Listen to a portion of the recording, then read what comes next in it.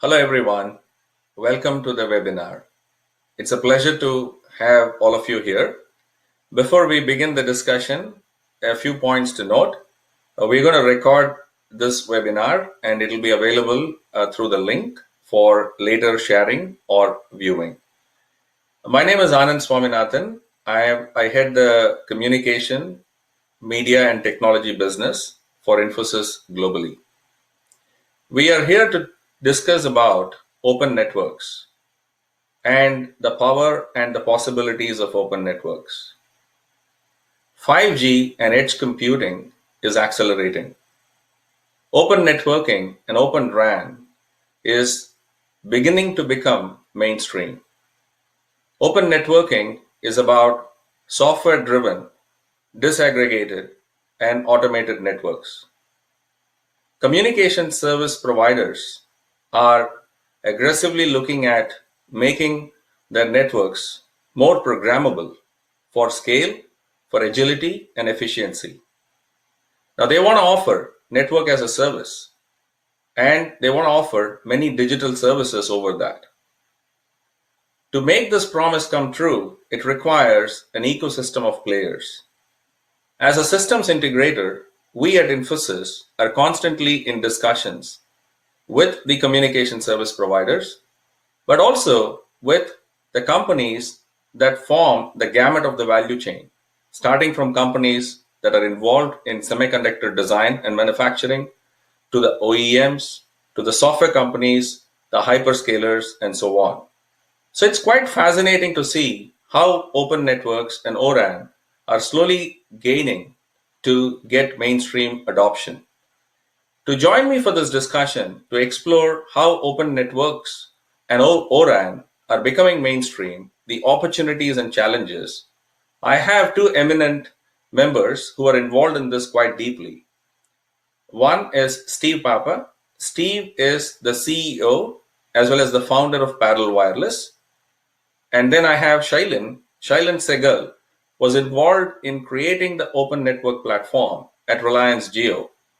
He also worked at Mavenir and he was responsible for developing some of these ORAN technologies. Now he is responsible for the network innovation as well as new product introductions at Telstra. So it's my pleasure to invite on stage Steve as well as Shailene. It's a pleasure to have Steve and Shailene on the stage here. Hello guys, how are you guys doing today? Doing great. It's a Wonderful, lovely wonderful. evening here on the East Coast of the United States. Awesome, awesome. And Shailene, are you joining us from down under? Yes, I am. I'm in Melbourne and it's beautiful today. Awesome, awesome. And I am here in Seattle, and thanks to connectivity and all the technologies, we could get this going without the physical barriers. Wonderful. So, Steve and Shailene, we are here to talk about open networks and unleashing the possibilities of the programmable networks for the telcos. So, Steve, you've been a pioneer in this space, now at Parallel Wireless, driving this open network movement. Can you talk to us about how do you see the current state of open network adoption with the operators? And what are the key opportunities and challenges? Sure, happy to do so. I'd like to first, though, open networks is a very big, broad topic. And I'd like to at least respond from the perspective of Open RAN, because that's where my focus is, okay? I started my career in the data center back when I had 20 competitors at various vertically integrated hardware companies in the early 90s. Right? I competed with the likes of Digital Equipment with their Alpha chip, their own operating system, their own professional services organization, their own peripherals, HP, IBM, Sun, SGI, Sequent, Tandem, Data General, it goes on and on. And I was actually at NCR Teradata, which was part of AT&T, and we were the first to introduce an Intel data center class system, okay? In fact, 1,000 CPU Intel system back then was an $80 million, and CPU, those are cores, so it's very different than what it is today. That was an $80 million system with 7 terabytes of data, okay? It cost us several $100 million to build that system.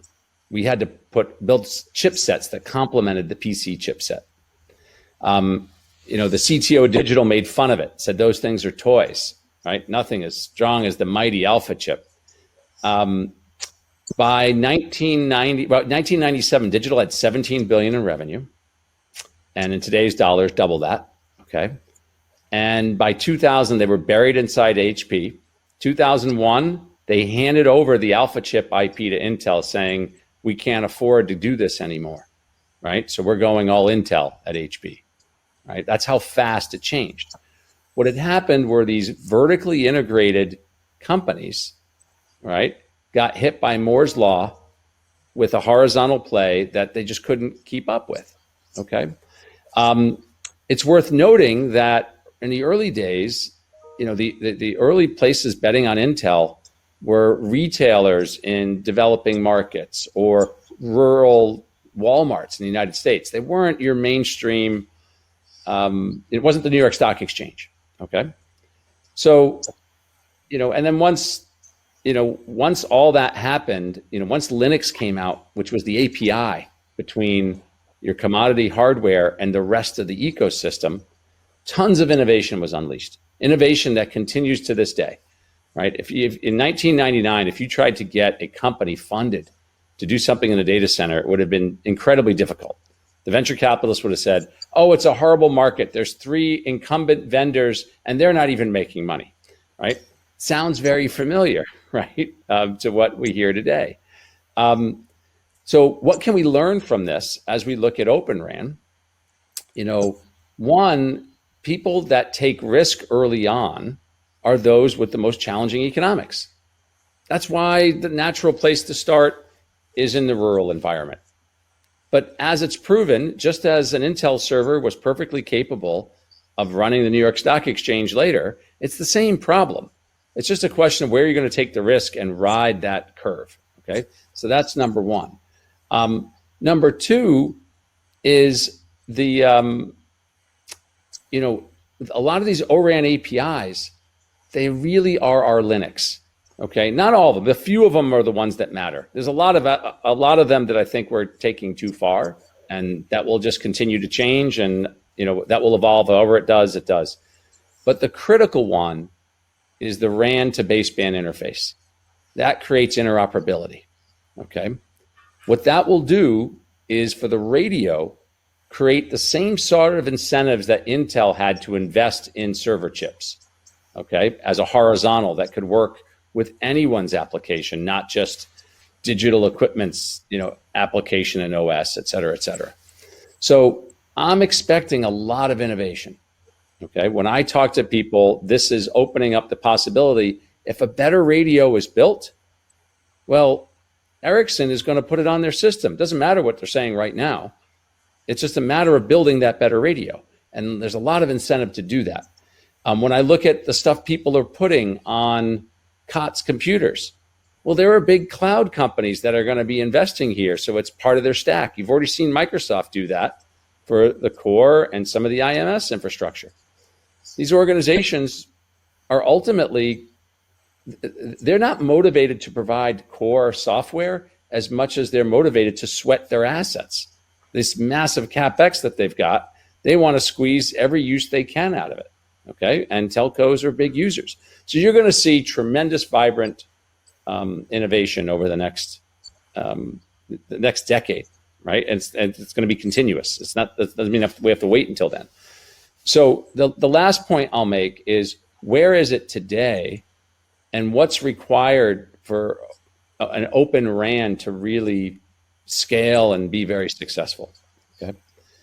The first is you need maturation to support, very mature incumbents, right? It's not like we're introducing 4G and it's 2010.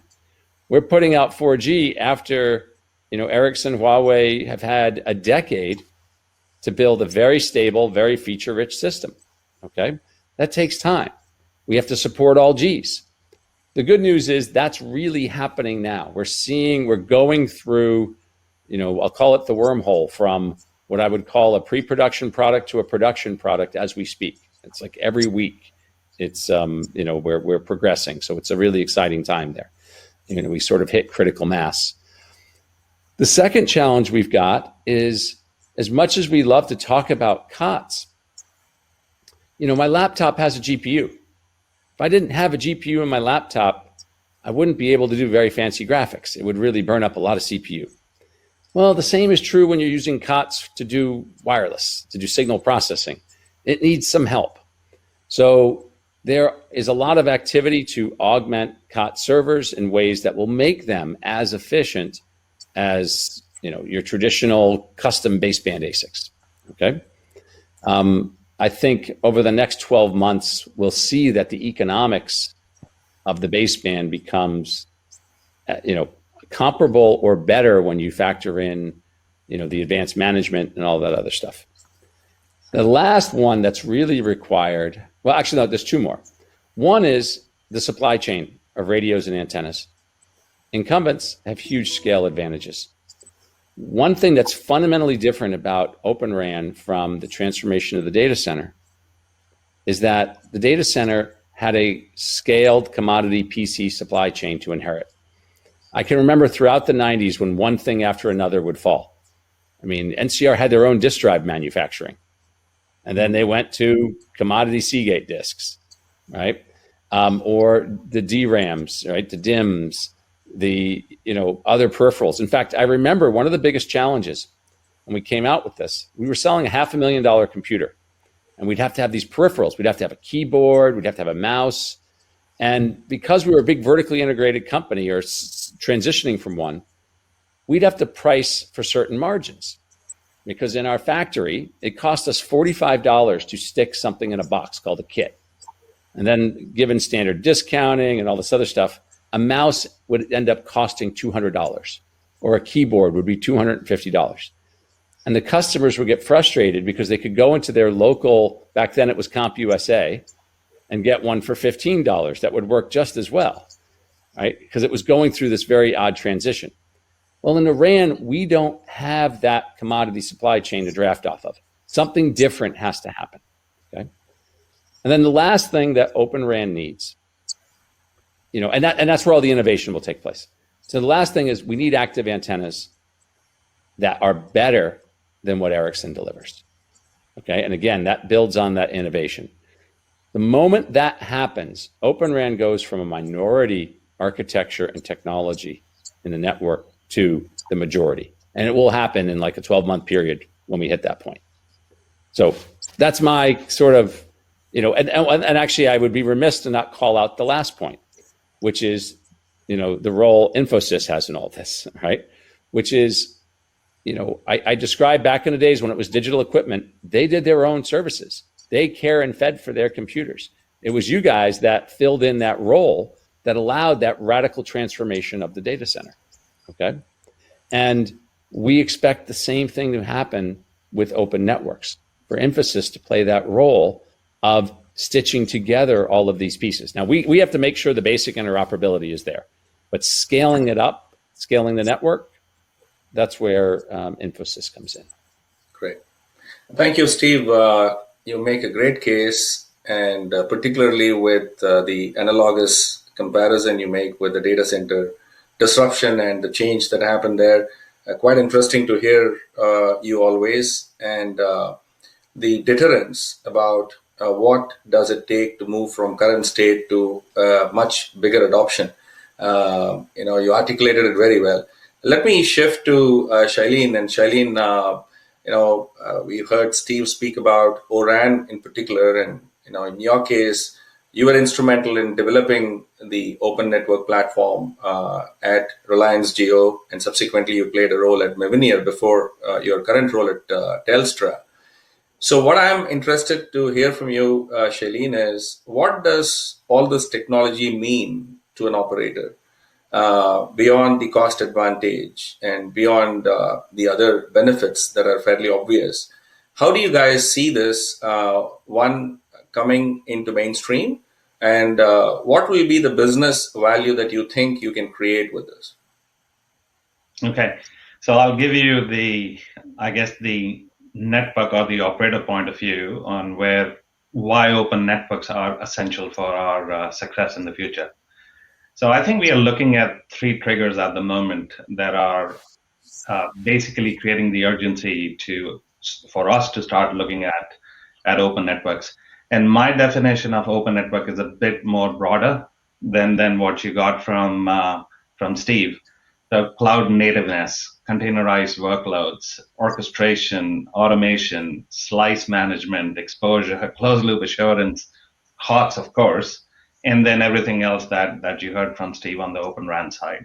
So there is this slew of things that we are focused on within Telstra to ensure that we have an open network. So the three triggers, let's talk about the three triggers. The first one is, of course, there is a generational shift going on from 4G to 5G standalone. As you know, most of the 5G today is not standalone, it's a bolt-on to 4G. So with 5G is where we're going to get containerized network workloads. There will be open APIs, there will be ability to hyper-localize a particular consumer flow. So if you are a gamer, for example, we would be able to give you the latency and the bandwidth you need, right? And your children or your partner won't be getting that. Just your particular device will be getting that dedicated access to the network. The second one is, everybody is living in the pandemic, and the post-pandemic world is going to be quite different than what it was pre-pandemic. This is where basic business continuity is essential. What does that mean? I should be able to move my enterprise workloads from centralized data center applications to move them towards the edge. So you as an enterprise CIO can give a better experience to your employee base, which is working from home or anywhere else. So the hyper localization is quite important. Now I'll make a product plug here. I have a modem at home, which is Telstra provided.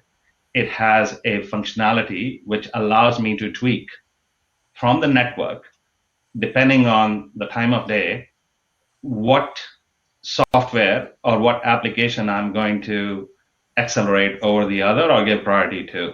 So video, for example, during day gets pretty high bandwidth access and latency access compared to, let's say, streaming video like Netflix, but in the evening it flips. So yeah, we need to be able to give that level of openness and hyper localization to the consumers. The third one, the big one, is the HCPs, the Microsofts of the world, the Amazon and the Googles of the world. They are quite keen, as Steve was saying, to come in and sweat their assets, and they want to get closer to the customer. So obviously they all have a prolific edge program, and we as Telstra have announced partnerships with them. And we are also working with the cohorts of other telcos worldwide to create and have created a 5G Future Forum, where the idea is that we would work with them on bilateral APIs. So their ISVs, which are a potential customers of ours too, and these are the ISVs that sell to the enterprises, they are able to also consume the network in a way that they have never been able to do that before. So again, slice management comes into play in those conversations too. So those are the triggers for us to move into the open network paradigm. Specifically, Telstra, you need to see Telstra as three different, I guess, layers. At the bottom of it is the network infrastructure. This is where your core comes into play, your RAN comes into play, and of course the transport layer. We are hyper focused on ensuring that we can design time and runtime orchestrate it, assure it through closed loop assurance, and when it comes to ORAN, I think one of the things that we as a principle have in our network is that it cannot go down. And of course, we need to be able to, we have a very unique, I guess, population coverage within Australia. It's the landmass is quite high, and most of the population lives either within the city or within a few kilometers of the city, and in 5 different capital cities. So we have to wait and see how the ecosystem for ORAN evolves, And obviously all the good points have been listed by Steve, so I won't go through those. The second layer that you need to see Telstra as is the IT as a service layer. Now, this is where the customer experience lifecycle management happens. They're able to, we can prospect a customer can order a service, we can activate the service, then we can, enable usage, we can enable billing, and so on and so forth. Now, you yourself, as Infosys, have been involved in that journey with us of digitizing that interface. So basically creating layers where each layer talks to each other through an API.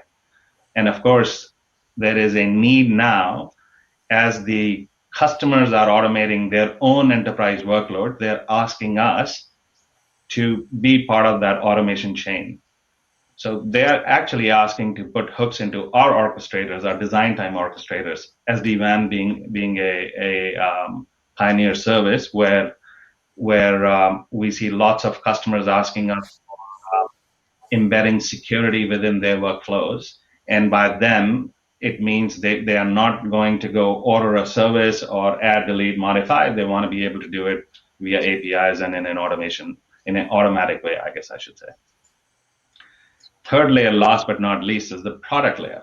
Now, product are two kinds. One is the walled garden products that Telstra sells, and then we take third parties to market, third-party cloud services to market, and that's the over-the-top services. There is also a need to ensure that there is openness in that. And in order to make those over-the-tops behave well on our network, we need to ensure that there is open APIs that these third-party products can make essentially use of. So we are looking at, our horizon is pretty big when it comes to how we need to platform everything. So basically network as a platform, IT as a platform, and obviously products that are open via the API for customer intentions and on the basis of what they want to consume and when they want to consume. So that's pretty much it. And underpinning everything is automation. And again, I'll reiterate, orchestration, COTS, hardware, public cloud, closed loop assurance, and basically massively API our network infrastructure would be the goal that we have. Thank you, Shailene, for that perspective. And I think both of your comprehensive responses vindicates what we are seeing in the market across our set of clients, as well as the entire ecosystem that consists not just of the operators, but the OEMs, the chip manufacturers, the chip design companies, and a whole host of companies that are involved in this. So, the belief, or rather what we see as a very compelling discussion happening within these organizations is how do we enable open networks? And of course, that's going to happen through, ORAN, as well as the entire gamut of technologies or capabilities that you talked about, Shailene. And we are quite fortunate to work with both of your organizations in terms of bringing this to a certain level of experience and fruition for our end customers. And I hope we can carry that journey forward with you guys. I know there are a few questions that are coming up here I can see on the board, but we are already at the 21st minute. And, keeping, in mind the next session where we're going to have Raja, one of my colleagues, come and speak about how these things are actually playing out in reality with some of our clients, I would like to conclude this session and really appreciate the time from both of you to come in and participate in this with us. Thank you very much, Steve. Thank you, Shailene. Thank you, Anand, Shailene, and Steve. What an insightful session to discuss the promise, strategy, and roadmap for adoption of open networks and unlock the future. I am Raja Shah, Senior Vice President and Industry Head for Infosys, leading our Asia-Pac business. It's my pleasure to connect with all of you. First half of 2020 saw a slowdown in the 5G adoption due to the pandemic. But rollout activity since has recovered. In fact, 113 mobile operators have since launched 5G network in 48 countries, and it's only accelerating at an unprecedented pace. The timing of 5G also aligns with the availability and commercialization of open networking technologies such as Open RAN. We believe 2021 is a year when technologies like Open RAN moves beyond the hype scale and into trials. We are excited for its shift from lab to live. We expect operators and others in the ecosystem trial thousands of radio in the next 12 months and hopefully see the first massive deployment in 2022 for Open RAN, as Steve mentioned. At Infosys, we have been privileged to partner with leading telcos in Asia and Australia and technology thought consortiums like TIP alongside OEMs like Parallel Wireless to engage in some path-breaking trials in the region. It's always good to do a reality check of how some of these trials are going and learn and apply that into the commercialization of how it's going to scale up over the next few years. So to do that, I'm extremely pleased to invite eminent panel for the next set of questions in this webinar. My first question is to Ranga Kariyavasam. Ranga is the group head of network strategy and planning at Axiata Group and at the center of network transformation. Ranga, you heard the promise of open network at large and also how ORAN itself is developing. Please share your thoughts as to how Axiata Group is embracing this and the pragmatic way in which you see this disruption helping the broader activities within the Axiata Group. Yeah, hi Raja, thanks for having me here. Quite excited to speak on this topic, which is a hot one in the industry right now. Let me first start by saying that our open network strategy is still a work in progress. Quite a lot of work has been done for the last several years, and we are now in a position to have a view on this, quite an advanced view on this in terms of how it will shape up the industry as well as how it will contribute to shaping up our network landscapes. Now, the question you ask about how it will influence the network's transformation and how it will go on. Now, let me give a very realistic view after having done those trials and work with our partners. I see it as a more of a incremental adjustment to our network in shaping the networks gradually into openness as we go on in a couple of years' time. I don't see it as an immediate transformation. Now, why I say that is because of two main reasons. One is there is still a bit of a gap in performance that we have to bridge, and we are working with our partners a lot in doing so that. And on the other hand, and I'm sure we will get there, right? And on the other hand, there's a mindset change on the operator side that we need to do in terms of our organization, in terms of bringing in the competency, in terms of us being open, basically. Right? So that will gradually take shape and takes time. So that's why I say it will take some time in getting to that level that we want to be, but certainly it will happen, and quite a lot of work is happening around it. And we had this understanding, we developed this understanding once we evaluated all the work which is happening in the industry, and we saw the trials that are happening in various parts of the world and some early commercial deployment, and we took that in and then shaped up our strategy in terms of how we bring in open networks, introduce open networks to our landscape. Do we do trials? Do we do POCs? Do we do commercial pilots? How do we fully commercialize it? Now, do we do all segments of the network? Is it RAN? Is it microwave? Is it optical? CSRs like on IP, CSI gateways, etc., as well as Shalin said earlier, core networks, which is pretty much opened up right now. We are probably in a bit more advanced state over there. So that actually has shaped our strategy, and more importantly, what's the deployment model that we are going to use? In telecoms, rollout is very important. You can't get rid of rollout, basically. you need to go to field and install base stations. How do we do that?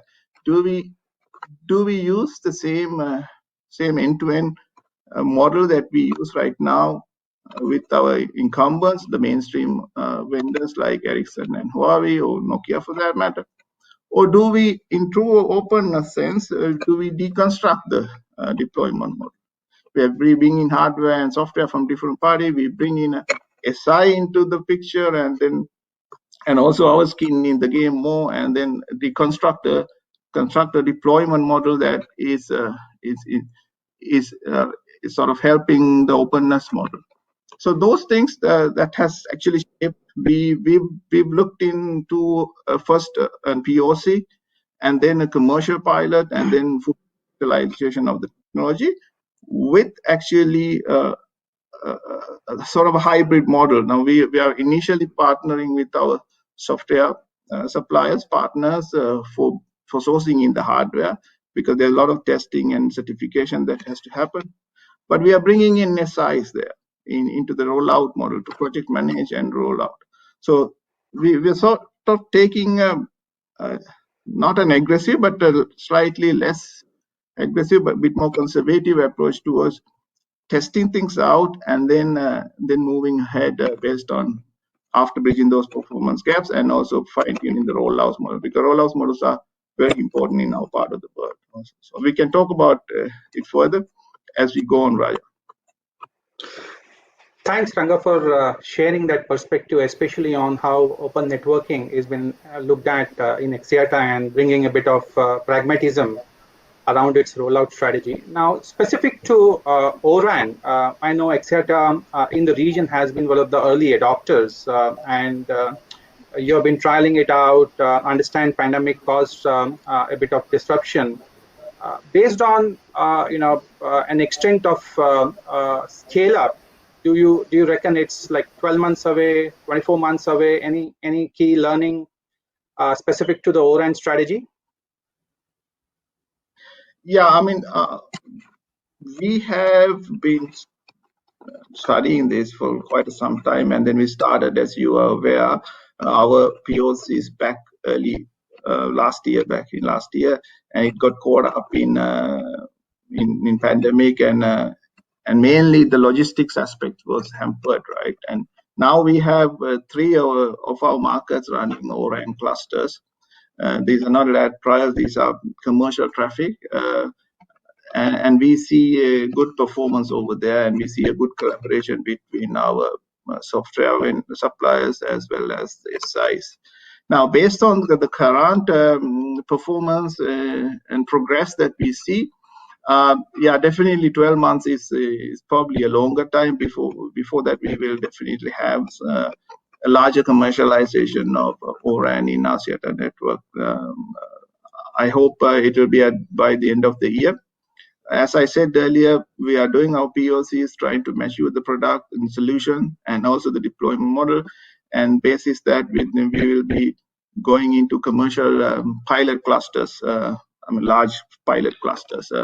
And these are actually commercial deployments that we plan to do.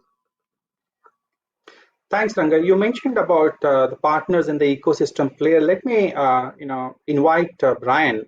Brian Tan is at the center of the telecom infra project. Started rural access and shared fiber program in Facebook connectivity across APAC. Brian, you have been very actively involved in how this is shaping up in the region, and especially TIP's role in open networking. I would like to get your insights as to how the journey has been so far. Thank you, Raja, for inviting me. Good day to everyone. So maybe I can start by explaining what TIP is. So TIP is an industry consortium comprising service providers, OEMs such as Para Wireless, ODMs for radios, for instance, system integrators that work to accelerate the commercial deployment of open technologies. We cut across Open RAN, Open Optical, Open Transport, and Open Wi-Fi. We help our members accelerate this commercial deployment through a 6-stage maturation process. There's an ideation phase when people come in and say there's a problem to be solved. Then we define common requirements, and we aggregate these common requirements for rural, for instance, for open optical. And then we get our OEM and ODM partners to build. After building, we go into testing, releasing, and deploying. I think given the topic for today, which is Open RAN, we spent the last 12 months working with our members in the test and release phase. We've done many lab trials, many field trials, at last count, well over 40 across the globe, consolidating the learnings, publishing the learnings with the communities.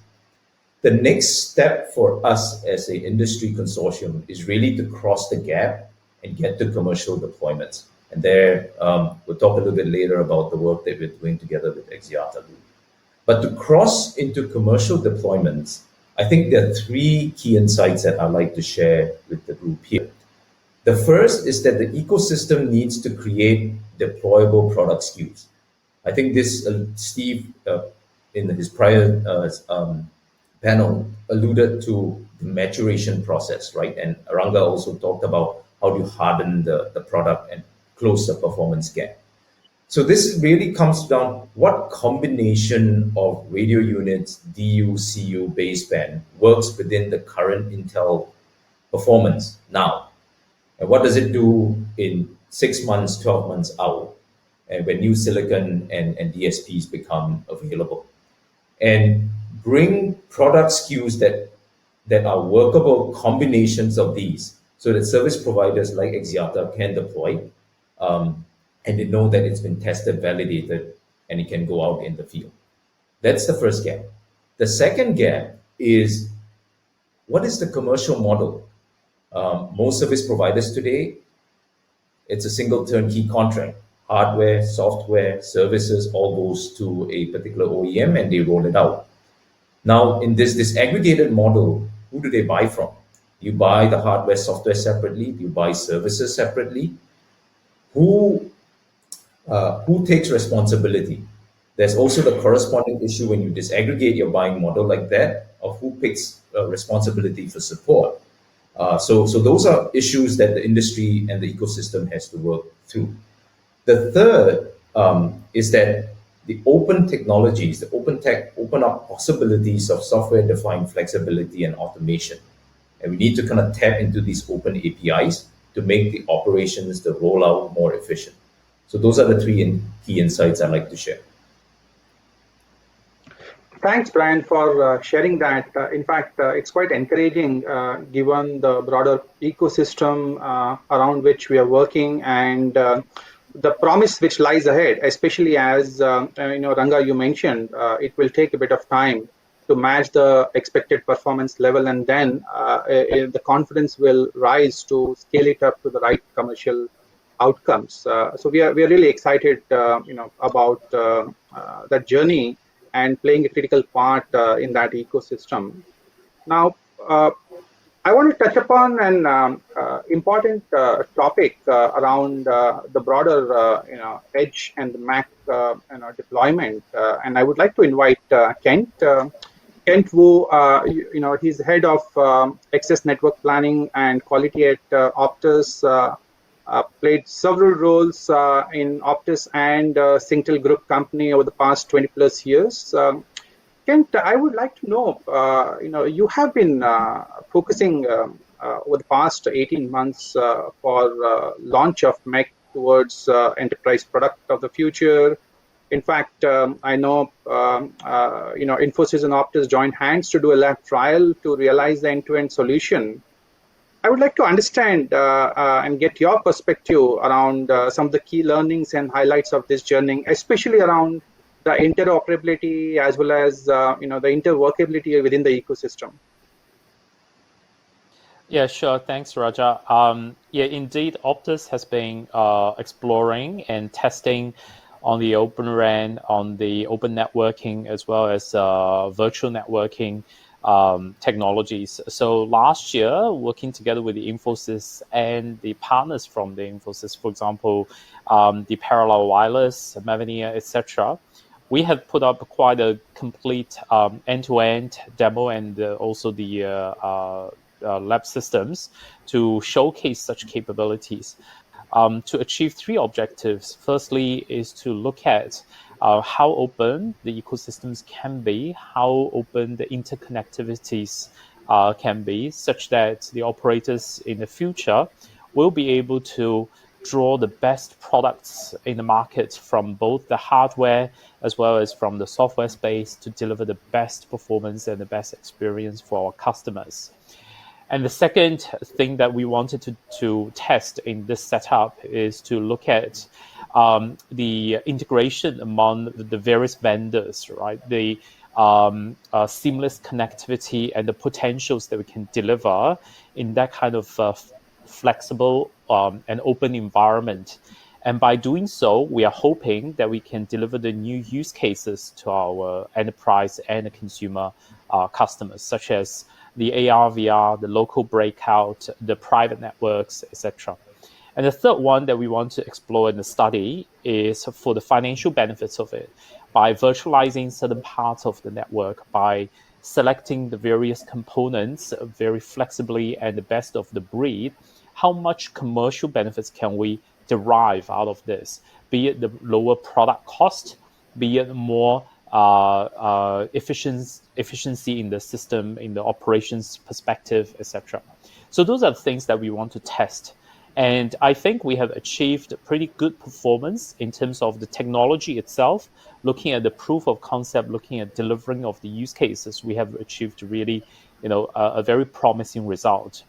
And a few things that I can highlight. Firstly, is that when we implemented one of the scenario, that is putting the virtual CUs and the MEC, the edge computing applications, into the exchange space, we do have a good understanding of how that virtualization can actually help us to save, for example, the site cost, save, for example, the transmission cost, save, for example, the operating cost by centralizing all these equipment on the VCUs together in the exchange space, and using that dynamic resource allocation and to help to manage the resources across the time domains, across the geographical boundaries in a much better way.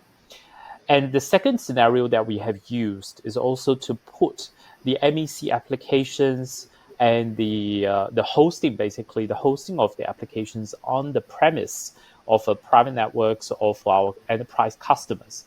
By using the local breakout technology, by using the applications on site, it has also delivered a very good benefit for the round-trip delays. For example, we noticed that it could potentially cut the round-trip delays of the networks into almost 50% reduction. And that enables the applications such as the AR, VR, those applications which require a super low latency, and that gives really a good technology foundation to enable those. So those two scenarios prove technology-wise it is very, very promising in the future of the 5G. Now, a few other insights that I can share, or some other thoughts that I can share, is also that what we do think needs to be further developed within this, within the international industry and the development and the community. First thing is what Brian and Ranga, both of you mentioned about how open this ecosystem is going to be. Today, we have seen still quite tight coupling, even though that a few companies, a few partners come together to deliver this solution, but they are tightly coupled. They are more used to, or they are more working better within these few partners. But how about opening that a little bit wider to invite more partners, hundreds of them coming into the ecosystem, and almost doing things like a plug fest or open integration test, that kind of thing. So first thing is that the openness of the system that could be further developed. And the second thing that we looked at is more of the financial benefits. Today, frankly, with this, we see the potential how in the future the savings can be generated. But because of the limited scale, that future savings has not been realized today, right? If you deploy an open Open RAN, let's say Open RAN today, the equipment cost or the savings in the setup of these hardwares probably is eroded by the more expensive or more cost in the integration services, more cost in the operational management of such multiple parties of the multi-party or multi-system operation. So I think in terms of the cost savings, there will be more work need to be done so that automation is more prevalent in the system, and the cost in the system integration by third parties, etc., will be significantly reduced as well. So I think those two are probably the key areas that we need to look into and develop in order for the operators to achieve the real benefits of open networking, open RAN, and virtualization in the future. Thanks, Kent, for sharing that perspective. Especially, the key takeaway I have is the technology has a lot of promise. The early signs are, very encouraging. Having said that, there needs to be, fine tune required in taking it to the commercial grade. But more importantly, some of the early industry use cases are the one which probably will help trial it out. Any final verdict in terms of the time frame you're looking at it coming into mainstream in light of Optus, what they're doing, and any particular industry or enterprise which might be an early adopter of that? Yeah, we are working with multiple ecosystem partners in developing this. So I think the year 2020 probably was about testing, proof of concept, looking at the technology itself, and making sure that the technology has a good foundation, that it has good specifications already being worked out. And that 2021 is more of working with our business partners to develop the potential on the business applications, and as well as the consumer front. What are the things that will drive the interest of the take up, and also to take a look at more of what I said about the true openness of all these interfaces, the true openness of all the various stacks, to make sure that the integration, etc., will be successful and seamless.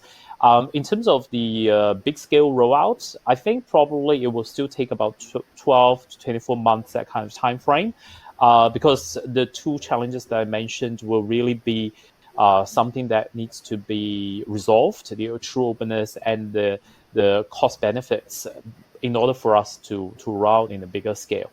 So I think probably 12, 24 months will be a reasonable outlook for this big take-up. Thank you, Kent. In fact, it was wonderful to listen to very compelling use cases which are underway from Asia and Australia. So I would like to thank Kent, yourself, Brian, and Ranga for sharing that perspective, as well as giving a color and pragmatism to what do you expect further as the overall ecosystem and open networking matures further. What I would like to do is, take this time to quickly invite Steve and Shailene, given we did a reality check in terms of a couple of use cases. Steve, I picked up, the broader roadmap which you shared, and especially where you mentioned that how active antennas will play a very key role in shifting from minority to majority in terms of the broader development. And you heard, from the front line where ORAN technologies are in pilots for both Optus and Axiata.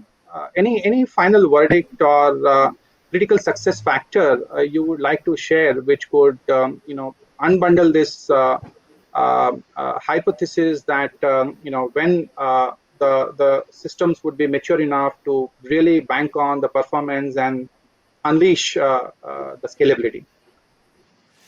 So what I would say is the really good news is everyone seems to recognize it's a process. Just as when 4G was introduced, it was a multi-year process of going from the first 4G calls to when it was able to support a network, okay? So, that's really healthy. Now, the challenge is, the bad news is, everyone really wants to see this happen really fast. There's a lot of pressure to make it happen really fast.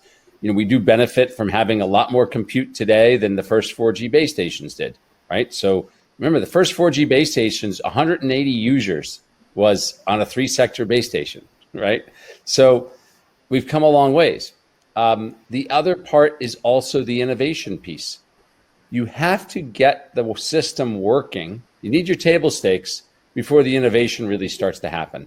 You need the table stakes before you're going to see, extensive interoperability, right? Like, we have to get 3 radios working with our stuff before you start having, the multiplicative effect.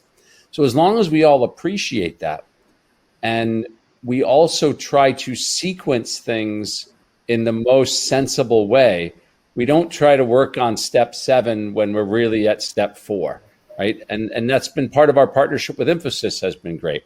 There's a recognition that for certain parts, right now, we perform a lot of that integration in some cases only because of where we are in this process, right? We have to work to create some of the best processes that you guys are going to scale up.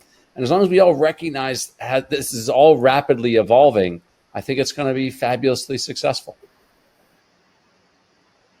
Thank you, Steve.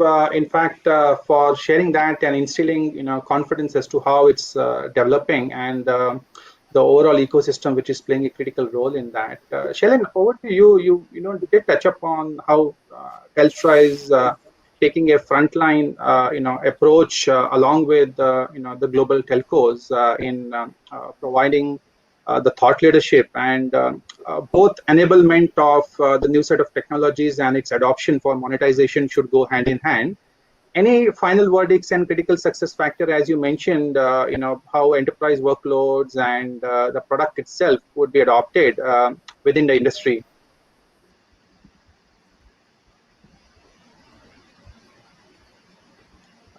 Shailene, you're on mute. Sorry about that. Yeah, the good question.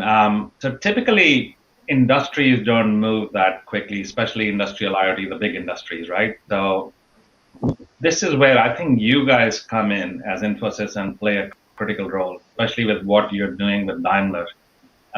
It'll be good for Anand to speak to it if he can.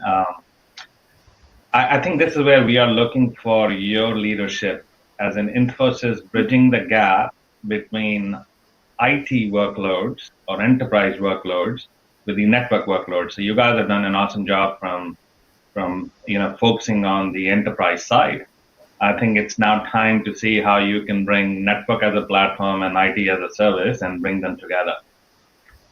So the speed of it with which that'll happen depends on how the SI ecosystem evolves and takes advantage of the work we are doing together with the hyperscalers to bring network loads and enterprise loads, or network loads closer to the enterprise workload.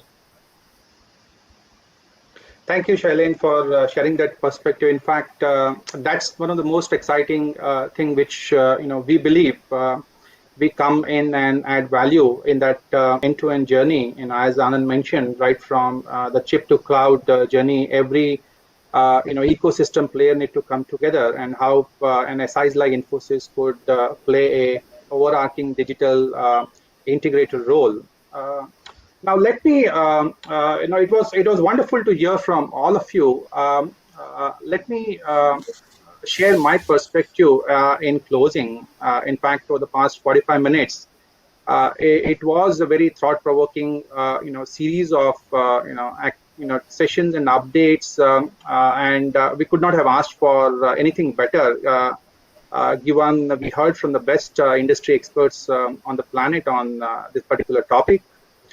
We saw a lot of complementing viewpoints from the technology lens, the open consortium lens, and while it's difficult to summarize, the plethora of information we did touch upon, let me make an attempt on some of the key takeaways. I took. One, it's a clear verdict that open networking and open RAN are here to stay, on only improvise from here on, right? Second was, service providers are slowly but steadily realizing the benefit of open networks in terms of its ability for disaggregation, unlocking out of the vendor dependency, and driving cost efficiency while they scale up, right? Technology are still maturing, primarily because the standards are evolving and OEMs are trying their best to cope up with the technology and at the same time support the early trials, which is quite encouraging. Both 5G and the edge deployment, which we touched upon, will benefit a lot from open networking, especially when it comes to monetization and scale with flexibility.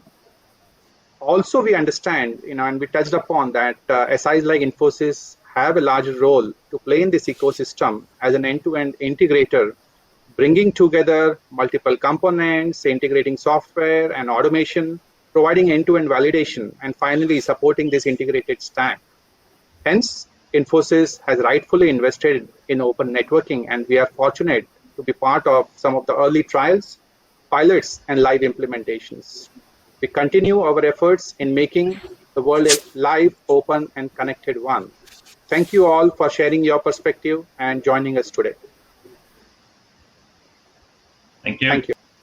Thank you. Thank you. Thank Okay, you. everyone. Thank you.